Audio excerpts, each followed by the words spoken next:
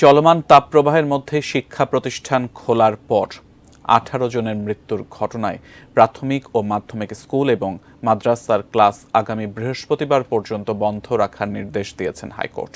বিচারপতি K M Kamrul কাদের ও বিচারপতি খিজির হায়াতের হাইকোর্ট বেঞ্চ স্বপ্রণোদিত হয়ে আজ এ আদেশ দিয়েছেন। হাইকোর্টের নির্দেশ অনুযায়ী প্রাথমিক বিদ্যালয় বন্ধ রাখার সিদ্ধান্ত জানিয়েছে শিক্ষা মন্ত্রণালয়। আদেশের কপি পাওয়ার পর এ ব্যাপারে প্রজ্ঞাপন হবে বলে জানিয়েছেন প্রাথমিক ও গণশিক্ষা মন্ত্রণালয়ের সচিব ফরিদ আহমদ।